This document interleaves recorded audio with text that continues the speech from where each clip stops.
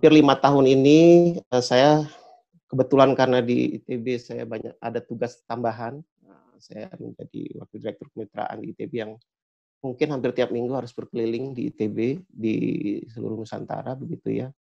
Hingga saya kesempatan jalan, ya jalan-jalan, walaupun sehari pergi, besoknya pulang begitu dan menikmati bagaimana luasnya dan indahnya Indonesia.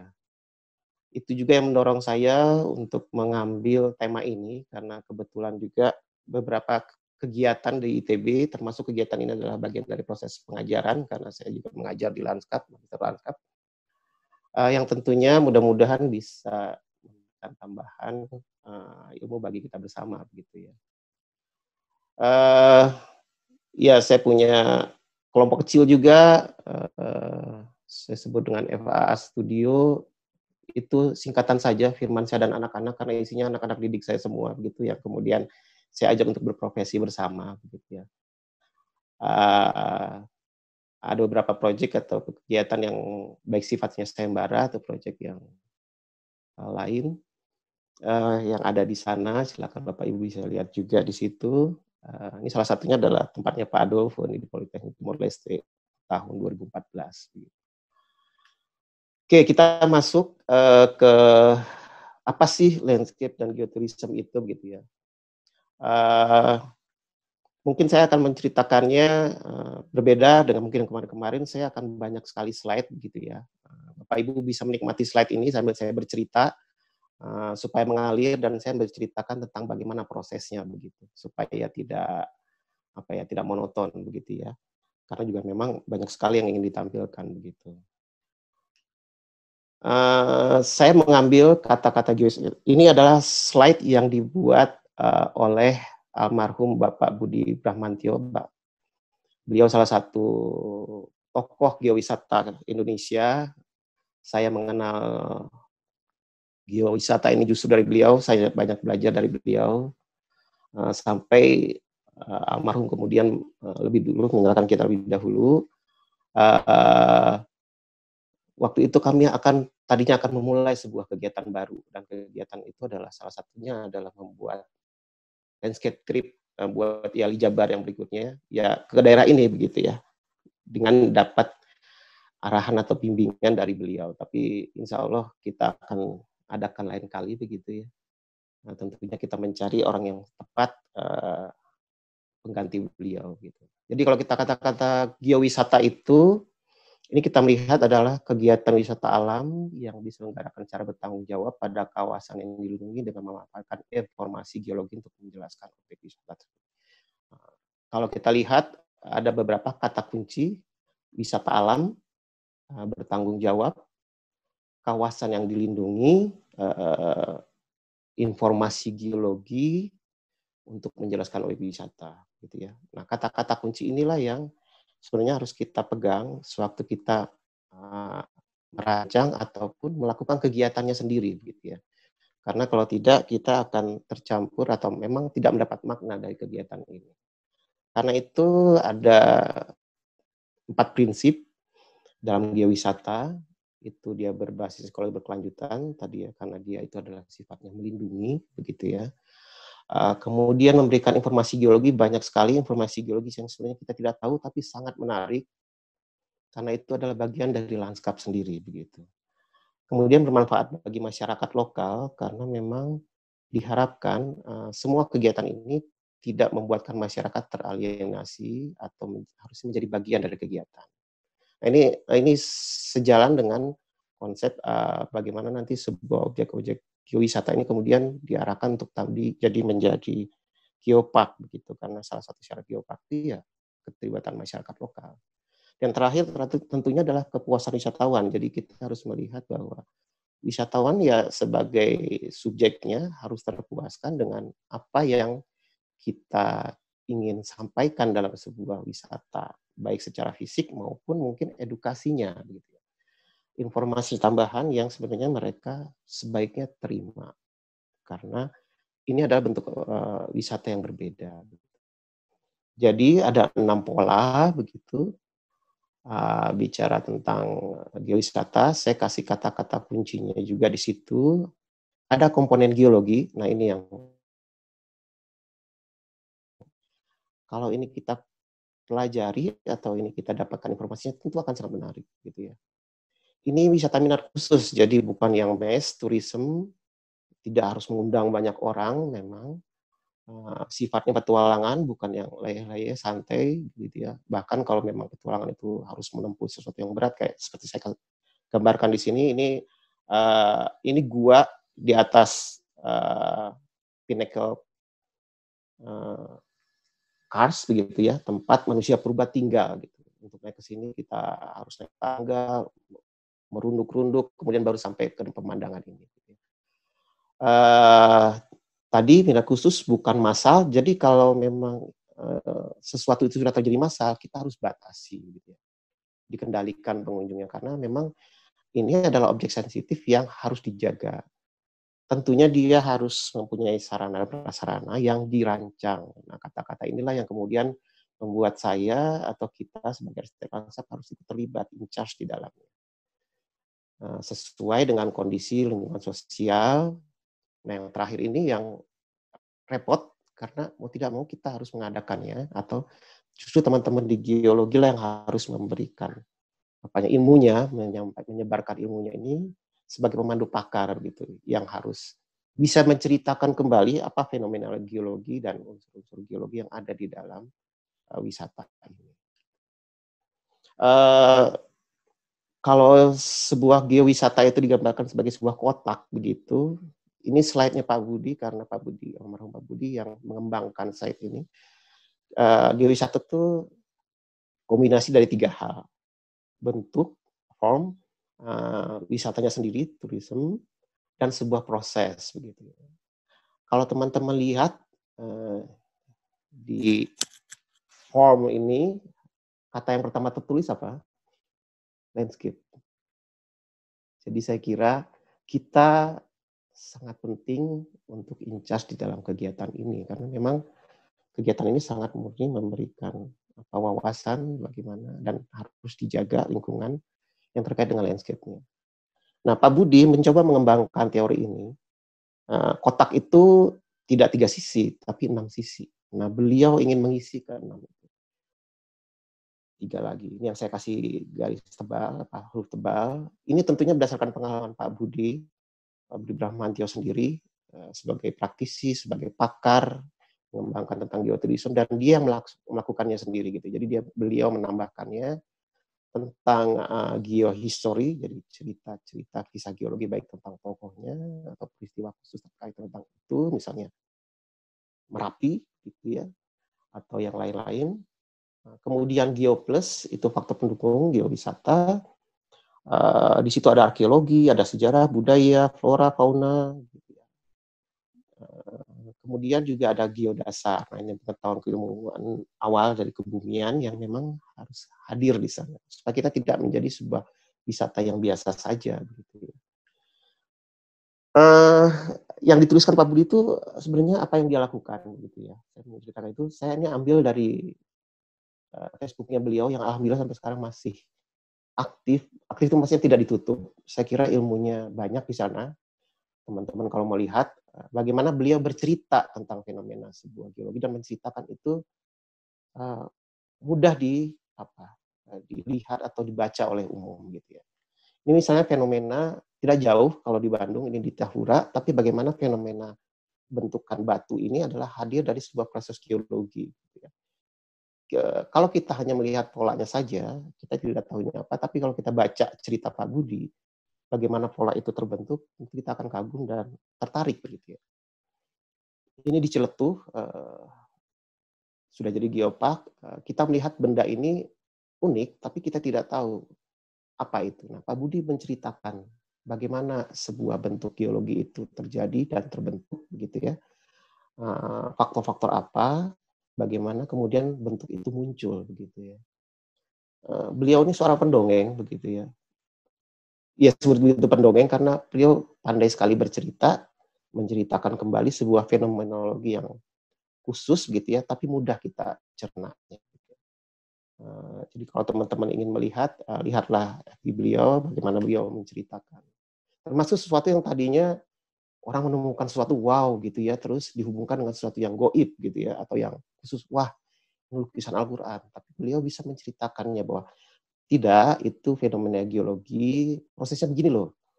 Nah, menceritakan itu sehingga kita tahu, oh iya ternyata ya geologi itu menarik begitu ya. Kita bisa mendapatkan sejarah terbentuknya bumi dan tentunya lanskap kita begitu.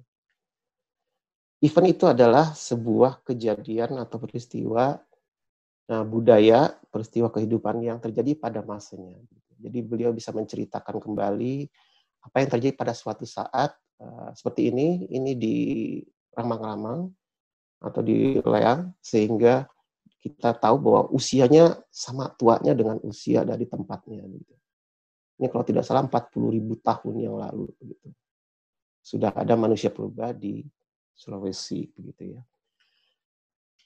Nah, jadi bedanya kalau kita jalan dengan beliau, kita akan mendapatkan cerita dari sebuah bentukan fisik geologi, proses geologinya seperti apa, dan apa bentukan yang terjadi. Tentunya itu akan menambah pengalaman kita selama kita jalan-jalan. Gitu ya. Kita tidak cuma diam di tempat menikmati, tapi tidak tahu itu apa. Ya seperti saya misalnya waktu kesini, karena saya nggak ada Pak Budi ya, kita cuma bisa foto-foto gitu ya. Istilah Pak Doni kemarin jangan jadi turis tapi jadi traveler gitu ya. Ya saya begini, saya tag beliau ya beliau cuma ketawa gitu ya menunjukkan ini. Nah mungkin teman-teman ingin tahu seperti apa beliau bercerita. Ini satu proyek kami bersama lagi setelah yang Ramang-Ramang, kami ada di Wonosomba sama di Maros juga. Ini ada fenomena yang geologinya adalah kita melihat ada sebuah bukit yang aneh terlihat gitu ya. Ternyata menurut versi beliau itu adalah gunung api purba, mungkin umurnya sudah sekian juta tahun yang lalu tidak aktif. Ada air terjun di mana itu ada sebuah fenomenologi dan beliau bercerita tentang itu.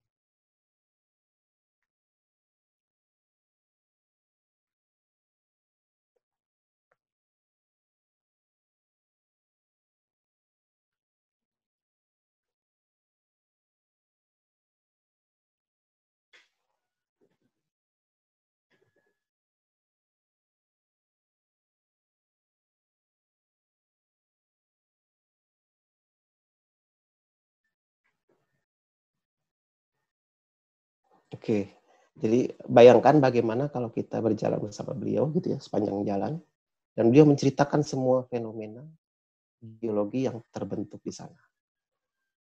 Sangat menarik, kalau bagi saya sangat menarik karena kita akan mengetahui bagaimana proses bumi atau lanskap itu terjadi.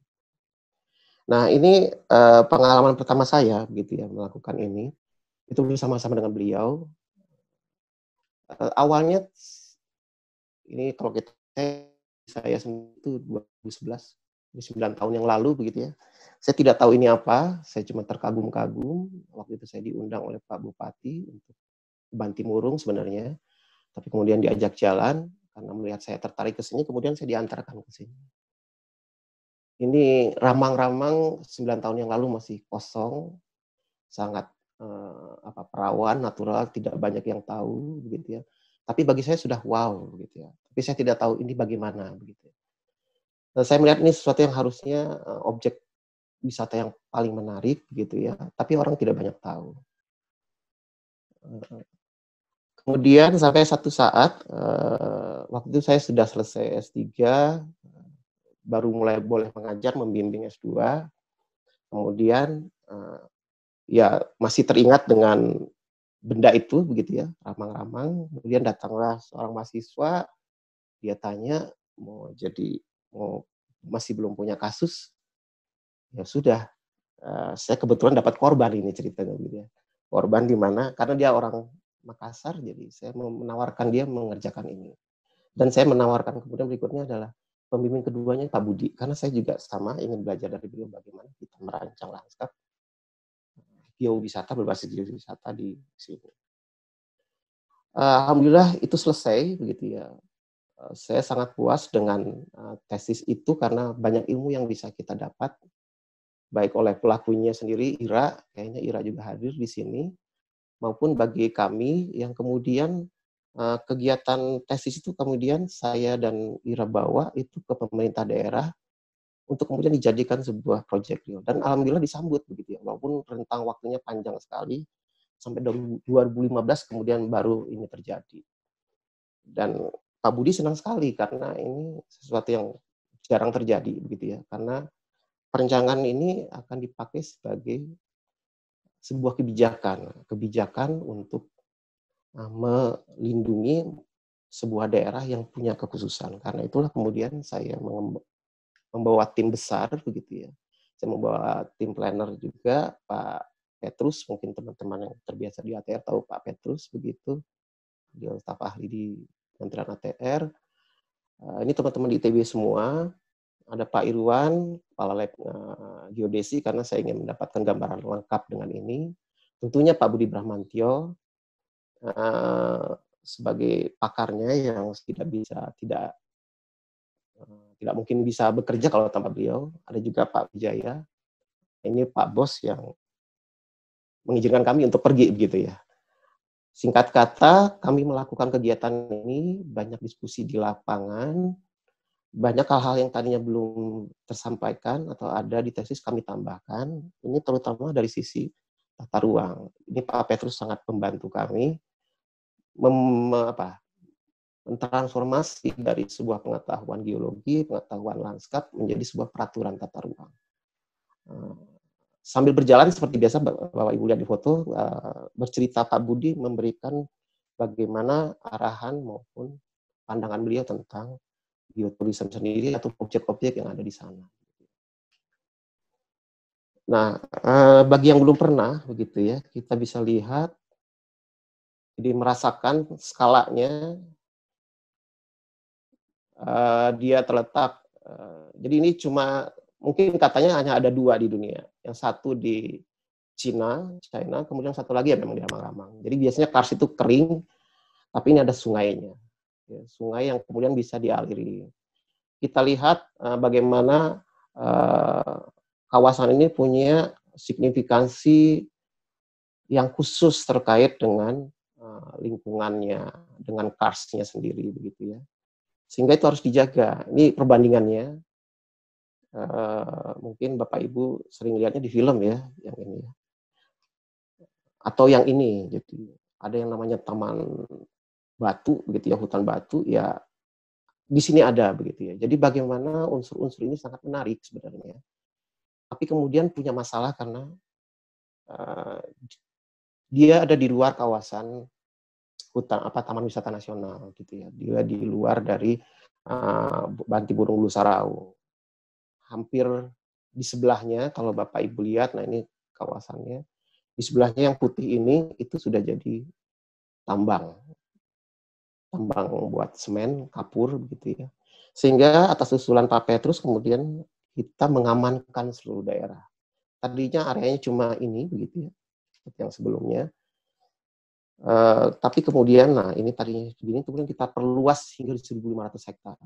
Tidak lain, tidak bukan karena kita ingin melindungi visualnya, melindungi juga areanya, melindungi juga karsnya, karena karsnya itu sendiri adalah bagian dari sebuah sistem tata air hidrologi besar begitu ya. Nah inilah yang kemudian kita jadikan dasar untuk merancang. Kita mencari apa sih potensi geowisatanya. Tentunya seperti tadi teman-teman ingat, aspek geologi yang pertama, ini Pak Budi yang mengerjakan, bagaimana itu kars, definisinya apa saja, beliau menjelaskan ini. Ini tentunya supaya mendapatkan gambaran, insight bagi kita, tim yang lain. Kemudian komponen apa yang muncul dan sebenarnya itulah yang utama yang ada di sana. Jadi kars itu banyak. Sepanjang pantai Jawa di selatan itu adalah kars begitu ya. Tapi kars itu punya kekhususan. Nah, kekhususan itulah yang ada di Ramang-Ramang, yang tidak ada di tempat lain. Begitu ya. Nah, inilah kemudian kita lihat ada komponennya, di bawah komponen beragam gitu ya. Ini istilah-istilah yang kita tidak tahu, tapi istilah geologi yang diperkenalkan oleh Pak Budi. Nah, bagaimana itu kita tempatkan sebagai ruang lanskap, itu yang kemudian tugas kami gitu ya. Kita menyebutnya semua unsur komponen itu kita titikkan gitu ya, dengan bantuan teman geodesi. Kemudian kita sebutkan dia sebagai spot. Karena titik itu menyatakan benda komponennya dan ruang yang melingkupinya. Sekian banyak spot itu kita tandai untuk menunjukkan bahwa komponen itu sendiri tidak bisa berdiri sendiri, tapi dengan yang lain. Komponen itu kemudian kita jelaskan. Itu apa sih Sungai Putih? Sungainya sendiri punya cerita geologisnya. Kita cerita tentang apa itu Pinnacle Karst, begitu ya. Jadi hutan-hutan batu itu sendiri punya keunikan sendiri. Itu ada telaga yang kemudian muncul, dia bagian dari sistem tata air yang sungainya. Ada bentuk-bentuk baru yang tidak pernah ada, begitu ya, taman labirin, begitu. Jadi ini semua cerita tentang komponen-komponen yang ada di sana. Even itu adalah batuan yang keluar dari dasar sungai, gitu ya. Karena dia terbentuk dari struktur geologi yang berbeda. Kurang lebih begitu ceritanya. Atau kita melihat seperti ini. Kalau kita masuk ke sebuah pertemuan atau sebuah kas yang kita bisa melintasi bawahnya yang disebut dengan jembatan kas. Ini pengalaman luar biasa ya, dan tidak setiap saat kita bisa lewat di sini karena begitu air pasang, karena sungai ini tergantung pasang langsung surutnya laut juga, kita tidak bisa melintasi ini. Jadi begitu udah sore kita harus cepat-cepat karena kita tidak bisa kembali lagi ke kota. Gitu. Nah, ada juga fenomena lain dari jadi fenomena geologis yang kemudian diceritakan ataupun fenomena arkeologi karena ternyata dipakai oleh manusia pada masanya untuk sebuah kegiatan atau ritual tertentu. Ini terlihat dari sisa-sisa arkeologi yang ada. Skala besarnya adalah lembah yang ini yang kita kenal kalau teman-teman search di Ramang-Ramang pasti lihat foto ini gitu ya. Sebuah lembah, bagaimana lembah ini terbentuk itu ceritanya juga ada. Jadi bagaimana kekayaan itulah yang harus kita gali sehingga kita bisa berwisata dengan mendapatkan edukasi khusus. Nah, ada gua-gua jadi Ramang-Ramang ini ceritanya mungkin kalau di zaman kita adalah kampung gitu. Kampung di zaman purba yang orangnya tinggalnya semuanya di gua, di atas di gua tadi. Di bawah itu ada sama karsnya dan ini fenomena lain yang kemudian Pak Budi temukan dan kalau tadi teman-teman lihat ada istilah interpretasi. Nah, ini yang melakukan adalah ahli geologi Pak Budi. Dengan bentukan yang ada dia bisa menceritakan bahwa ini bukan yang biasa, ada batu yang kemudian dia tata. Ternyata itu adalah kalau versi beliau kerjaannya orang-orang purba sebagai bagian dari sebuah benteng untuk melindungi dari musuhnya atau serangan yang lain. Karena disitulah sumber airnya gitu di bawah tadi benteng tadi. Jadi natural sekali ya, sumber air itu diperebutkan, kemudian mereka membentuk benteng. Tapi itu interpretasi ya dari sebuah fenomena geologi. Nah cerita-ceritanya tadi kalau Pak Budi sebutkan di teori beliau tentang mitologi, cerita-cerita budaya yang kemudian muncul akibat bentukan geologi itu ternyata menarik. Nah kami di Lanskap kemudian memberikan bagaimana menampilkan ini, gitu kan. Nah, karena itulah kita punya, karena kebetulan sesuai dengan bidang saya, di S3 saya tentang konteks visual angkat, bagaimana kita menilai setiap spot yang tadi kita sudah kumpulkan sekian banyak, dan mana yang kemudian kita pilih untuk dijadikan tempat menjelaskan atau spot yang kita anggap paling menarik. Di mana orang harus hadir di sana, orang harus bisa mendengarkan cerita tentang sebuah fenomena geologi di situ. Ini prosesnya saja saya perlihatkan. Jadi sekian banyak, kemudian dia di satu jalur itu kemudian kita nilai, kita buat penggal-penggal, masing-masing penggal itu kemudian kita buat elemennya apa saja, teman-teman lihat di sini. Panjang nanti ceritanya kalau kita menceritakan ini, tapi intinya dengan membuatkan ini, kami akan tahu bahwa mana spot yang kemudian kami pilih untuk menjadi tempat orang berhenti. Tadi selama ini orang cuma naik perahu sampai ke ujung, tapi tidak tahu bagaimana fenomena itu, tapi kita pilihkan tempat di mana beberapa komponen itu muncul dan bisa diceritakan, karena nanti kita berharap geowisata itu melakukan itu. Nah, kemudian lahirlah sekian banyak tipe lanskap, tentunya ini tipe berdasarkan fenomena geologinya terutama, sehingga kita bisa memilih dari sekian banyak itu mana yang kemudian kita pilih sebagai tempat untuk melakukan kegiatan edukasinya begitu ya, dan tentunya menjelaskan tentang fenomena geologi yang ada. Kurang lebih ini adalah hasil dari sebuah analisis tadi kualitas visual. Kita mendapatkan beberapa hal. Juga sebenarnya adalah dari analisis tadi kita bisa tahu komponen atau ruang mana yang kemudian harus kita perbaiki, karena ada tadi unsur kultural itu adalah yang sudah rusak karena ada perubahan dari manusia gitu ya. Ini saya bandingkan antara waktu kami itu Ira menyelesaikan tesisnya, ini atas arahan kami berdua juga begitu ya, saya dan Pak Budi. Kita tadi kita lihat bahwa geotourism itu berbasis trekking gitu ya. Jadi kita membuat jalur-jalur wisata di sebuah spot wisata, area wisata. Jalur itu yang harus dilalui oleh pengunjung dan di setiap titik tertentu kita bisa berhenti menjelaskan fenomena geologinya. Tentunya dengan komponen geologi yang tadi sangat menarik dan unik yang bisa kita ceritakan. Nah, muncullah berbagai jalur, tentunya disesuaikan dengan pengunjungnya, wisatawannya, ada yang edukasi, ada yang memang adventure gitu ya, menghubungkan jalur-jalurnya, atau memang yang memang hanya santai, jadi karena memang naik perahu sebentar, balik lagi dalam 2 jam, selesai, begitu ya.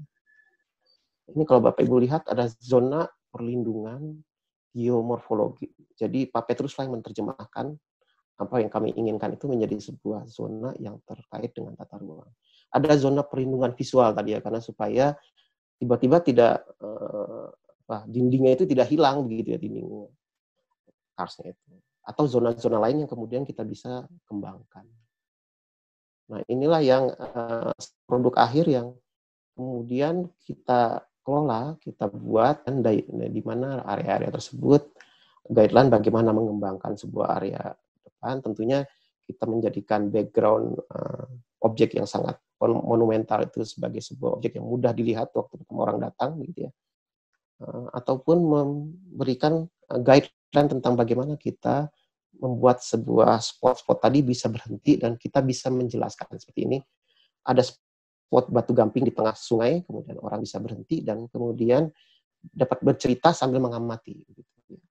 Saya kira ini sebuah program yang menarik karena kalau tidak begitu kita tidak mendapatkan yang namanya geotourism yang sebenarnya.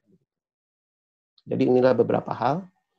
Spot-spot inilah yang kemudian kita kembangkan karena nanti di situ kita akan desainkan juga bagaimana papan informasinya. Jadi kalau tanpa guide bagaimana, kalau dengan guide bagaimana, kapan dia berhenti, seperti itu. Terutama sampai di tempat akhir, tempat yang sangat istimewa saya kira seperti ini, kita mendapatkan sebuah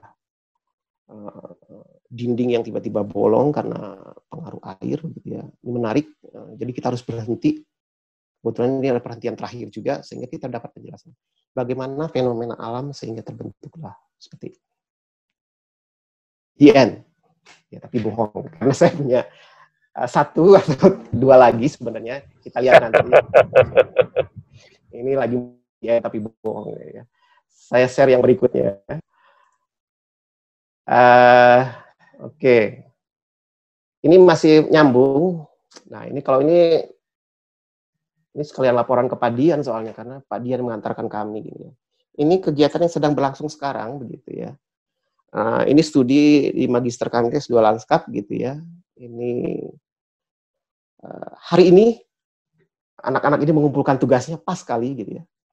Di jam 12 nanti malam gitu ya. Tapi sebagian ada yang nonton ternyata gitu ya. Saya ajak nonton.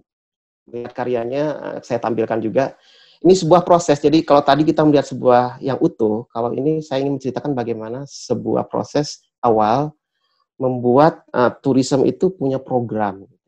Nah, teman-teman ini mahasiswa-mahasiswa ini korban saya berikutnya sebenarnya gitu kalau mau cerita begitu ya. Bagaimana saya ingin mengajak orang melakukan begini, objek wisata itu tidak semua orang menarik gitu ya, tertarik dengan objek wisata tourism. Jadi orang lihat batu itu ya batu gitu ya. Orang lihat bentukan yang bagus itu ya sudah begitu ya. Paling foto gitu ya, jadi turis tadi. Tapi bagaimana orang kemudian bisa beraktivitas dan tadi ya cerita tourism itu lengkap gitu. Jadi kita harus mengembangkan sebuah program aktivitas, fasilitas yang bisa muncul di situ ya. Jadi akan kaya karena nanti kita lihat bagaimana sebenarnya orang susah sebenarnya untuk datang ke sana. Ini kasusnya di Pangandaran, ada 14 mahasiswa anak Lanskap gitu ya. Kita mengundang satu orang karena kami sudah tidak punya Pak Budi, kami kemudian mengundang juga yang sama ahlinya, beliau Ibu Mega, Prof. Mega ini yang di tengah dari Unpad, beliaulah yang mengembangkan dan menggolkan Ciletuh menjadi geopark gitu ya. Kami dibimbing oleh beliau di awal gitu memberikan pengetahuan tentang apa itu geopark gitu. Pangandaran itu sendiri sedang diusulkan jadi geopark gitu ya.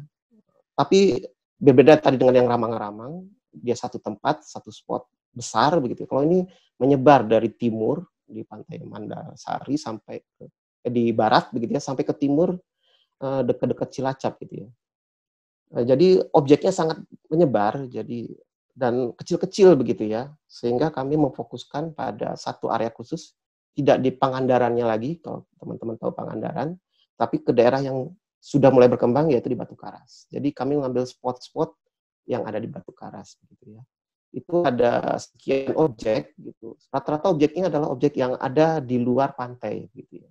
Jadi ini tantangan berikutnya, karena Pangandaran itu sudah dikenal dengan pantainya, objeknya ada. Jadi orang datang ya ke pantai seharian sampai gitu. Tapi mungkin orang juga bosan gitu ya tiap hari ke pantai. Sudah muncul kegiatan baru, ada apa Green Canyon, itu adalah salah satu objek dari Geopark sendiri. Nah, kita mengambil objek yang belum terlalu dikenal tetapi sebenarnya punya kekhususan.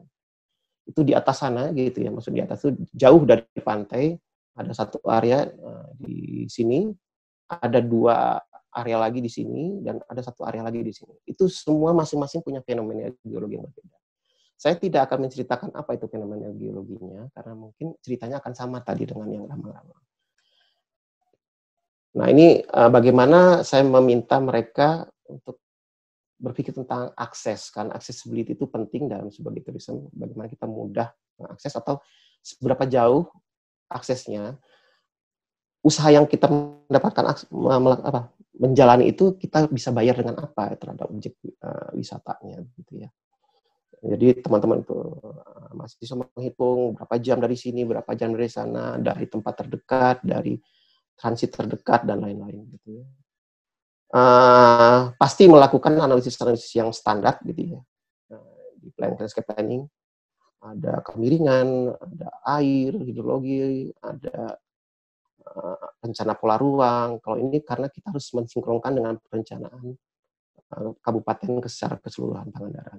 Gitu ya. Jadi lokasi itu menjadi apa? Nah, kita harus sinkronkan, gitu ya. Ataupun bicara tentang bencana. Jadi tempat itu ini di tempat yang lain, di objek yang lain terhadap bencana itu seperti apa? Bencana itu bisa macam-macam, ada longsor, ada yang lain-lain. Gitu ya. Jadi awareness terhadap itu juga muncul. Karena apa? Kita nanti ini ada sebenarnya di yang ketiga kalau nyampe ya. Kita juga memperhatikan bagaimana wisatawan itu keselamatannya. Gitu. Objeknya bermacam-macam. Ini salah satunya di Gunung Hawur, dia punya objek sebuah batu yang besar sekali, gitu ya. Giant stone istilah anak-anak itu. Kemudian ada lembah yang luas sehingga kita bisa sampai melihat ke ujung sana. Mungkin di sana adalah laut Pangandaran, begitu ya. Aksesnya sangat terbatas, gitu ya. Tadi saya bilang dengan akses begini, bagaimana kita membayarnya kepada orang yang mau datang. Gitu. Kemudian objek geologinya apa? Gitu. Ternyata ada objek geologi khusus tadi ya selain batu tadi. Nah ini kalau teman-teman lihat luar biasa memang begitu ya. Nah, jadi bagaimana kita bisa mengembangkan sebuah tourism activity di daerah yang terpencil seperti ini, tapi objeknya menarik. Gitu ya. Nah di awal saya mengajak mereka apa presidennya. Nah presiden yang umumnya dilakukan ya adalah seperti ini gitu yang sudah pernah dilakukan. Tentunya kalau bagi saya tidak cukup begitu ya, karena kita melawan sebuah, bukan melawan ya, berkompetisi dengan sebuah objek lain yang sudah terkenal yaitu Pangandaran Batu Karas yang orang datang dengan gampangnya selesai. Kita nggak akan dilirik gitu ya. Terus harus melakukan program yang baru. Atau di tempat lain ini ada water tubing, ada seperti halnya yang sudah terjadi di Citumang atau tempat lain yang lebih dekat ke pantai, tapi ini juga punya keunikan karena dia ada gua kelelawar kita mas. Jadi fenomena geologinya ada jelas gitu ya yang bisa diceritakan. Tapi program yang sudah ada ya seperti halnya di Kars yang lain di dalam menyusui gua ya seperti di Jogja sana, di Pindu dan lain-lain ya water tubing dan lain-lain. Di tempat lain juga ada gabungan dengan air terjun di sepanjangnya. Ini menarik begitu ya. Tapi program apa yang harus kita tawarkan? Nah, ya yang sudah terbayang adalah yang sudah terjadi begitu ya. Tapi kita ingin bagaimana pengembangan objek itu, karena tadi ya kita melihatnya ini adalah tidak satu objek, tapi dia adalah sebuah kawasan wisata dan dia adalah berbasis desa begitu ya. Karena ya ini juga seperti yang waktu itu saya Pak Dian dengarkan dari pemerintah daerah, bagaimana setiap daerah desa ingin mengembangkan objeknya masing-masing dan punya keunggulan masing-masing. Ini yang saya sebut dengan creative programming, gitu ya. Bagaimana mengembangkan program wisata yang menarik. Tentunya tidak melupakan aspek geologinya tadi. Jadi ya, harus ada unsur tambahan sehingga orang menarik di sana, mau berdiam di sana lama, dan masyarakat bisa in charge terlibat di sana. Mula-mula agak sulit begitu ya, tapi saya coba kasih contoh, ini apa yang kami lakukan, saya dan Pak Budi, dan tim, Ira juga, dan yang lainnya juga di sini. Dekat dengan yang ramang-ramang tadi, kemudian ini kami kembangkan sebagai sebuah kawasan wisata baru. Tentunya ada unsur marketing di situ, unsur membuat gimmick sedikit di sana, membuat sebuah cerita baru di sana sehingga orang tertarik untuk datang. Karena kalau tidak itu orang tidak akan mau datang hanya melihat air terjun, banyak sekali air terjun gitu ya. Tentu ada objek lain yang harus kita kembangkan atau suasana lain yang kita ceritakan atau aktivitas lain yang tidak terbayangkan sebelumnya. Tentunya dengan terpadu, banyak atraksinya. Ini syarat-syarat dari Pak Petrus biasanya terkait dengan landscape atau tourism planning begitu ya. Dan yang bagi kita di landscape adalah yang ketiga, contextual planning. Jadi harus sesuai dengan konteksnya. Kalau di sana adanya sawah, sawah itu apa? Kalau di sana ada air terjun itu apa? Jadi kreativitas itu muncul setelah itu begitu. Jadi sebuah area bisa kita kembangkan dengan bermacam-macam kegiatan lainnya, sehingga orang datang ke sana ya tadi ya, membayar 3 jam datang ke satu tempat, kemudian mungkin dia bisa berhari-hari ada di sana. Dengan aktivitas yang di-create, kegiatan yang dihubungkan dengan turisme dan geologi. Ini saya kasih contoh begini, supaya mendapat gambaran kalau air terjun, tidak harus kita terjun ke air terjunnya, menikmati dari jauh, karena dari sanalah kita dapat mendapatkan fenomena geologisnya, gitu. Atau kita menyusuri seperti Pak Budi Brahmantio jalankan sendiri, dia dari atas, dari bawah sampai ke atas air terjunnya, sehingga cerita geologi itu muncul. Nah, ini yang tidak bisa didapatkan kalau kita tidak melakukan proses